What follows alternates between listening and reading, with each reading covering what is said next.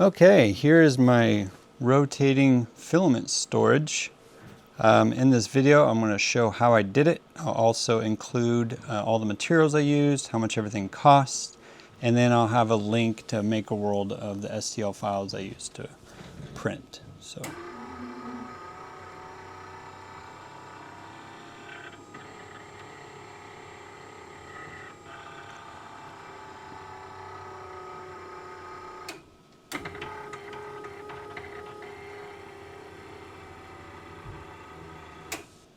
So first off, a lot of people are commenting about the UV light that's inside there. It's not UV, it's RGB. I just like that color.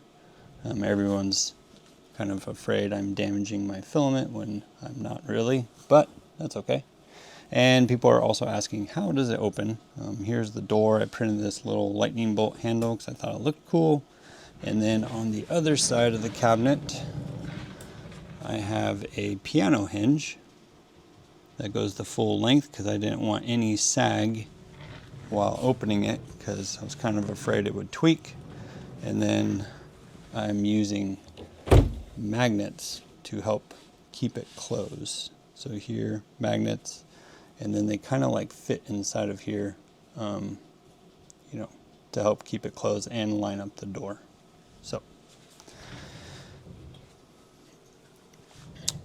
So how it works is I am driving this wheel on the side. There's a belt right here and a kind of sprocket or shiv, however you want to call it. And then the motor is right here on the outside. It's this little 24 volt motor. I chose to go 24 volts so I can easily reverse polarity. Also, a very important thing when it comes to motor shopping is this is a worm gear motor. Now, you want a worm gear motor because you do not want it to rotate by itself. So for instance, if I had one row that was full of filament and nothing else, I wouldn't want the whole thing to just, go down to the bottom. So you cannot use any motor. I mean, you can, but then whatever the heaviest part of the mechanism is, it's just going to sag down to the bottom. Like I wanted a worm gear motor because I'm like, okay, it has to stay here, no matter what I do. So when I rotate it, I don't want it to move on me. Because like for instance, I'm not sure which one's the heaviest row, but wherever I stop it, it will stay there. And then the holders are on bearings. So here I have a bearing with a washer in between and a couple extra washers. So it's just sorry, it's just a press fit that goes inside of this holder. I believe I used 5 walls when I printed that because I needed it to be nice and hefty. And then you'll see in the STL files. One thing that I probably could fix or change is these hangers are a little narrow. Now, I made them narrow because I was afraid of if you were to grab a spool out that you would hit the bar above, but there's actually a lot more clearance. So like let's rotate it down a little bit. And then now let's grab that same spool.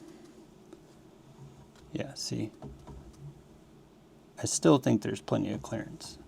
So you can probably make them wider. I am going to include this version of these spool holders. I think I call them spool cradles, I'm not sure, in the STL file. But I also widened them, I believe 1/2 inch, just because I feel more comfortable if they're a little bit wider, and then the spools were a little bit more secure. Because like as you were to, kind of push this thing and shake it, there is a chance, which I've had happen to me, is if you keep going, everything's going to fall out. So it's kind of a flaw, but at the same time, it's somewhat required if you wanted to make this design. So we have the motor here on the left that's rotating this wheel here that everything is attached to. And then in the center of the wheel, there is a dowel that goes all the way over to your other side. Now, the way the wheel is attached is there is a, it's kind of like a chair swivel. I'll have to show some B-roll footage of the chair swivel. And it attaches to the wheel, and then it attaches to the side of the cabinet that holds that wheel there. Now, when you are first designing this cabinet, you need to make sure 100% that your side walls, this board here, not the wheel, this board is completely square with your other board. If you were slightly off, the whole entire thing is not going to work correctly. It has to be square. Now, when I first did it, I cut everything square and I kind of lined it up, but I should have probably even used like a template rod, like just some board to put from here to here on the other side, and then screw it down. Way over there. And then and then do that on all four corners. Then you know for a fact that it's completely square. Because mine is not quite square, but I feel like it's fine. Also, another note is the plywood I bought was so warped that I was actually fighting the door. Like the door, you can probably see it, is warped. So I kind of fought having this thing have a nice seal on it. So I had a little bit more magnets than anything. I'm trying to keep this video short, so I might include a part 2 where it shows me building the whole thing. So let's go over some of the things that I do not like about this cabinet. Now, let's rotate a little bit. When I designed it, I was like, okay, if I'm going to put this thing together, I need to be able to take it all apart. I can't, put this frame on and then all of a sudden everything's locked inside. Like, for instance, the wheel and the rod mechanism. So I made both wheels 2 parts. So you have one part over there, and then you have one part on this side. And then they are joined together by this coupling that I 3D printed. Now, this isn't really, this is a weak point. So it can be a good thing and a bad thing. Good thing is I can undo all the screws. I can slide the coupling out of the way, and then I can pull out like this rod, and then I can pull out the other rod, and I can go out and work on it, and then I can bring it back in. The reason why I did that is because I wasn't sure on this frame, like how big this frame is going to be. So if I were to redo this whole design, I would probably make this frame a lot smaller, and then I would have like a little small gasket here, and then that rod would not have a coupling. It would just be one solid piece, and then I could open the door and I could pull the whole thing out.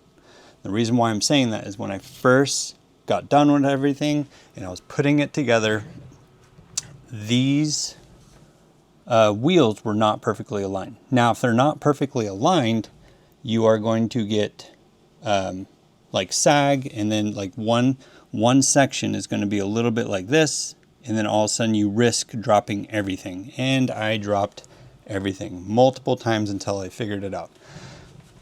It was slightly off. I mean, like this, the littlest amount, and I had to make it perfect. So I would probably make it perfect from the beginning. I would use wood glue, and I would make sure everything is lined up perfectly, and then I would eliminate this thing.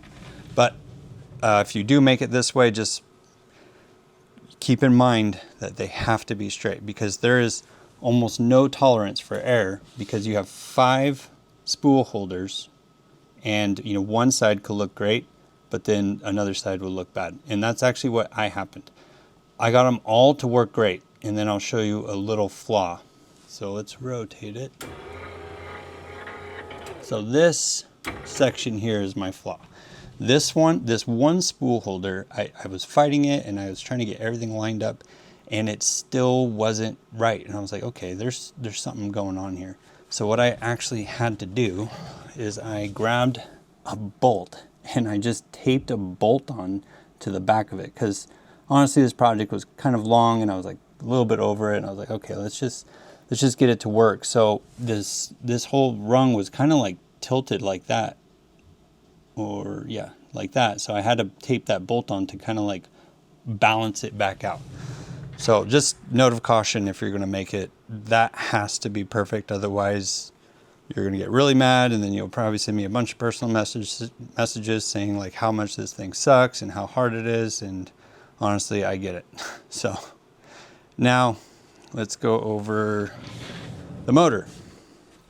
Now I chose, also in the description there will be the motor that I use, and then, you know, I'll even include this cabinet. It's some sort of Duramax cabinet I got from Home Depot. It is quite expensive, but I bought it like a long time ago when it wasn't as expensive as it is now. Now, I think I went over the motor, 24 volt worm gear, 24 volt because of easily reversing polarity. So like right here is like a little winch switch. So you click one direction, it's sending positive 24 volt to the motor, and then the other direction negative to go back the other direction. And then also I'll include the power supply that I use. There's this little, so here's the power supply, and then here's the little jumper or 5mm connector that I used. I just grabbed some wire, and then right here is where all of the winch leads are. I'm not really going to go over this because in the directions of this switch, it's all laid out super easy. I just, you know, tape your connections because you don't want to accidentally short it out. And then here's the motor. I'll also include this. I've been running this thing quite a bit, and the motor doesn't really ever get hot at all. And then let's go over these plugs right here. So these plugs are how I access the chair swivel bolts. So if I need to take it apart, I printed these in TPU. Kind of recommend TPU because they're a little bit flexible and you can put them in there, but you can probably get away with PETG. I'll also include these. And then I am also going to include the sprocket. This sprocket here is version 10, I believe, because I was having a heck of a time getting it perfect. And then also let's see if I can't show you. So you can see there's the other sprocket, which is it's around the chair spool. So you can't really see the chair spool because the sprocket's around it. Now that sprocket is not perfect, but it's so big that I don't have to really worry about the teeth not perfectly lining up. I did order another belt so I could possibly, you know, redo the big sprocket that's inside there and get it to be more perfect. Okay, real quick, I'm going to show you kind of why I did it this way.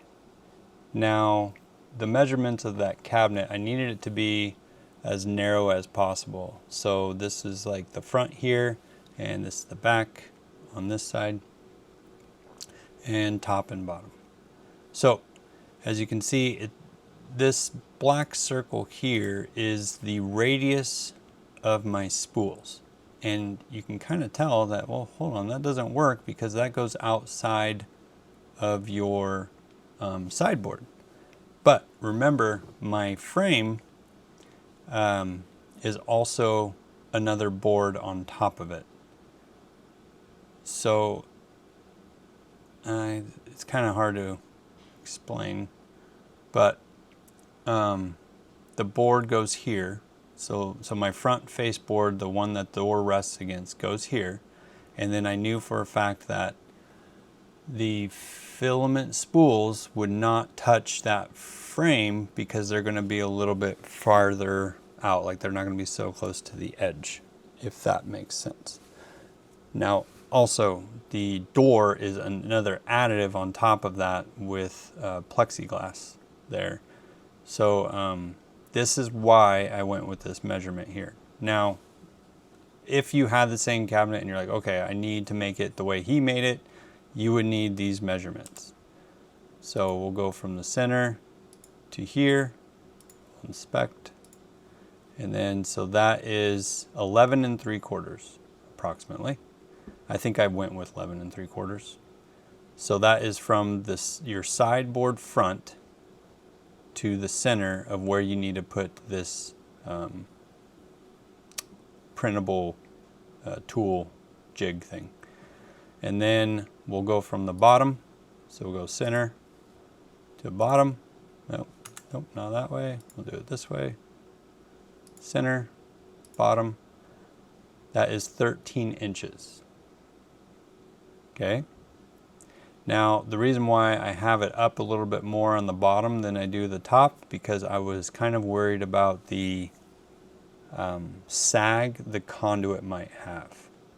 So that's why I give a little bit more room on the bottom. Otherwise, you can probably bring it down more. And then we'll do middle to back, 12.5 inches. And then I do believe middle to the top is also 12.5 inches. Yeah, 12.5 inches. So it's a little strange on why I did it, but I did it this way because I needed it to be as compact as possible to fit under that my tool bench, the tool cabinet, the Duramax one, had to fit under there. Now, if I were to redesign this and I didn't have that tool bench, I'd probably just make this a square and then I'd put it right in the center. So depending on what you want to do, I would probably recommend doing that, unless you're like, hey, it has to be this size. You do not have to use my measurements. I just needed it to fit under this thing. That's why I went that route. So that would kind of throw everything off. So let's go over all the measurements that I used. Turn these off. And then kind of go over, let's see, here we go. So I made a little plywood layout that kind of shows how I designed everything. So here, this is like one sheet of plywood. I wanted to make it out of 2 sheets. So one sheet of plywood, 23 3/4. I believe these are top and bottom boards. And then 63.5. I'm pretty sure you guys can see all that, all my measurements. It's a little small. And then this is one wheel, 20 inches. When I first designed it, I made it as a 22-inch wheel. I definitely don't recommend going 22 inches because it's just too big. The belt wouldn't even fit around it. And then I cut it with my jigsaw at 22 inches and it was not straight, so I actually ended up using my table saw to cut a perfect 20. I still think 20 inches actually might be a little big. You can probably go smaller. You can probably go like 19 or even smaller than that. Now here is a sideboard. Now you can tell the sideboard's a little bit different. This is 25 by 23 3/4. Yeah, if you need to build it exactly how I did, that's what you would need to do. Or you can just go with the bigger one, 25, and then just throw everything directly in the middle. And then here's the other sheet of plywood I kind of laid out. This one here is going to be the backboard. So 26.5 tall and 63.5 is actually how wide the whole thing is.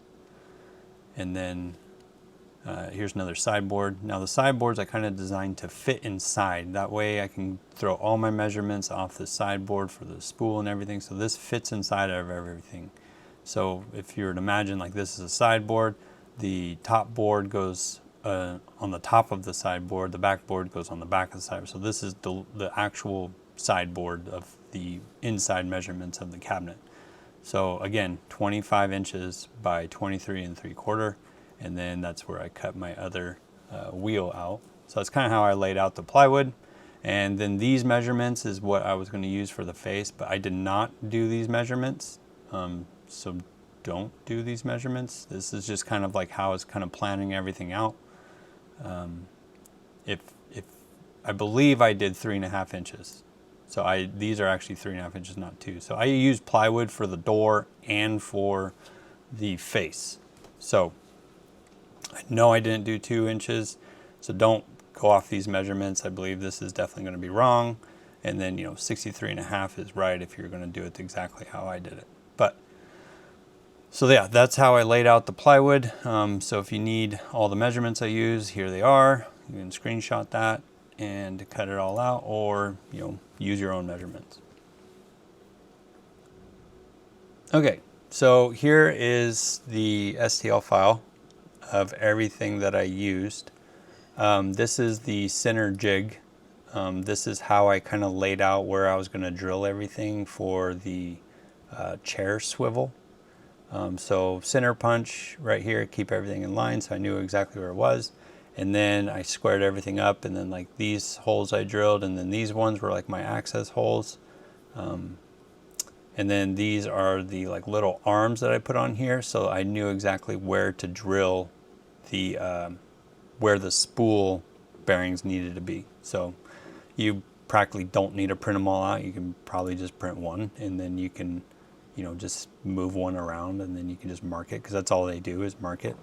And then I think I edited this in my CAD file that this is a 20-inch spool, or it still might be 22 inches, but. And then these are the kind of washers I use that are 1/4 inch deep. Definitely don't need to print them, but that helps keep the spool cradles away from the wheel so they can actually rotate for any sort of slop. And then this is the rod that I used to join it all together. I first printed this at 100% and it was really tight. I then ended up printing it at like 102%, and then honestly it was like too loose. So I recommend whatever you do, this has to be snug. Scale it, do whatever you can. This needs to be nice and snug so you don't have, so you're not relying on the screws on the sides to use it to spin the other wheel. And then, so this here is the inside shiv sprocket thing that the belt rides on. Plenty of mounting holes, and then the chair swivel will fit like right in the middle here. So it's kind of how I designed it. And then this is the motor sprocket. Now these are different. Now I haven't really fixed this one yet. As you can tell, like they definitely look different. This one is what it's supposed to be. This one is not. I need to fix this, but I'm just going to include it now because I don't have another belt to play with, and I really don't want to take it all apart. But if you can match this pitch on this wheel, that's perfect. This hasn't really caused slippage, but it can. Like if I load up 2 of the rungs full of filament and I try to rotate it, yeah, there's no way. It's not rotating it because it's not balanced. And then it just falls off of, it just slides on this. This thing doesn't slide, so that's nice. And then here are my cradles, I guess I've been calling them. Now, I included 2 versions. This is the one version that I'm using right now. Now let's kind of line these up a little bit, and you can kind of see. So they're lined up on this line, and then down here, this one's longer. Now this is the one I'm using. I know it works. It's just everything isn't. It needs to be perfect. This one, more room for error. I recommend this one. I believe I called this one V3. This, because I haven't even printed that one yet. And then this is V2 from my original version that I didn't like. So this is the one I'm using. And then these are the plugs. I printed these out of TPU. These are the plugs I use to plug the holes to keep everything nice and sealed tight. Okay, here is a quick little breakdown on everything and how much everything cost. This required 10 sticks of 3/4 inch by 10 foot EMT conduit. I chose to go with 3/4 because of just the amount of weight that would be on there. Granted, the price tag on everything was going to be a lot more, as each stick was $11. So just in pipe alone was $110. And then I went with pretty cheap plywood, 2 sheets. I was definitely trying to get this thing under 3 sheets, so I was like, okay, have to do it 2 sheets. That's why the front frame and the door is not one piece. They're all kind of pieced together. So each sheet, $40, $80 for plywood, and then the hardwood round dowels by 48 inches by 1.5 inches. I believe I got a special bit for this. I think it might be like a 30mm bit to drill out the holes because I need it to be nice and snug. I needed 2 of those, $10 each, so $20. And then I knew I wanted the cover, you know, I wanted it to be clear to look into it, like kind of the whole purpose. It looks cool. So I had to buy a whole sheet of acrylic, and yeah, it definitely not cheap. $156 for one full sheet, but I have enough left over that I could build another cabinet. So from then on, pretty much all of these items were bought at Home Depot. Everything else I think I got just off of Amazon. The up and down reverse polarity switch, $10. And then the neoprene waterproof rubber foam gasket, 1.5 by 1/4 inch tall, 24 feet long. I believe I have quite a bit left over. $14. Gun safe humidifier, $34. Govee strip, $20. And then this is the 24 volt by 6 amp power supply I use for the motor, $16. I did get the motor off of Amazon, $85 for the motor. So pretty important motor shopping. I went with an 80 watt by 33 RPM reversible worm gear motor. I'm sure you guys can get whatever you want if you're trying to replicate this cabinet, but the important thing is, you know, the RPMs. If you want it to go as fast as mine, I don't recommend faster because you might be dropping filament because it'll be spinning too fast. So calculated the shiv sizes, 33 RPM, it ended up giving me around I believe 5 or 6 revolutions per minute for the whole thing. So, you know, take that with a grain of salt. If you wanted to, if anything, maybe get a more powerful motor. I'm not sure. We can maybe do some testing in the future on, like, can this thing actually spin if it was completely full. So from then on, I got a timing belt for my cog wheels, and the one I went with was 1335 by 5mm by 15. That's only $11. I believe I bought it from V-Belt Guys, and I think shipping was like $6, so it was like $17 altogether.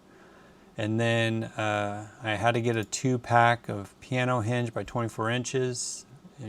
Shop around, find something else, but I wanted the big one, the 2-inch width. I don't know, it just seemed like it fit better. So $31 for 2-pack. Granted, I have half of it left over, so technically $15. But this is just how much everything cost that I went through, besides, you know, like wood glue and screws and stuff.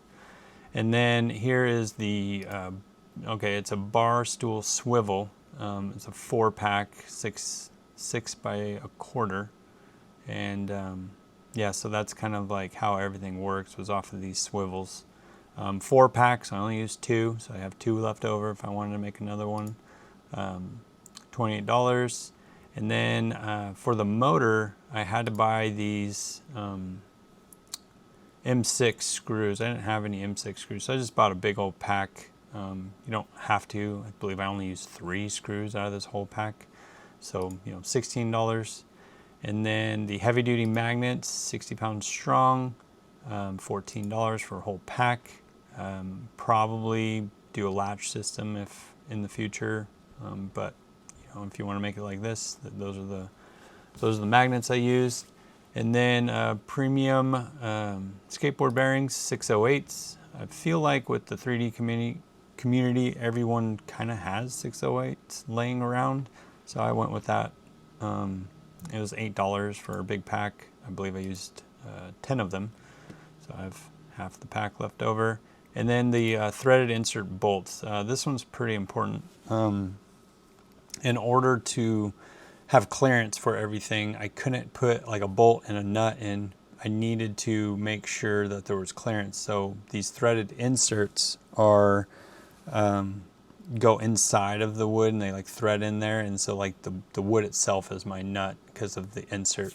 So big pack, $14. I believe I used practically the whole pack because I used them for the wheels and also for the spool cradles. They're also using those as well. That is kind of a requirement because you can't get to the other side of the wheel to hold the nut to put it all together. And then here is the Duramax cabinet that I used to get that from Home Depot. I believe it's like $700 now. So grand total of everything that I bought is $667, not to mention all the time and effort that I spent building this thing. So yeah, that's everything I used. Okay, a couple more things before I let you guys go. This table is on wheels, and normally it would shake even though the wheels have like these locking things on them, which that one's not even locked. One thing I did is I took a ratchet strap, and I strapped my table to the wall. I'm even printing something right now and it doesn't really wobble, but if it wasn't strapped, it shakes quite a bit, and then these things kind of make a lot of noise, which is a little frustrating. So yeah, that'll be it for this video. If you guys want me to include like a full build video, we could do that next. Just let me know down in the comments.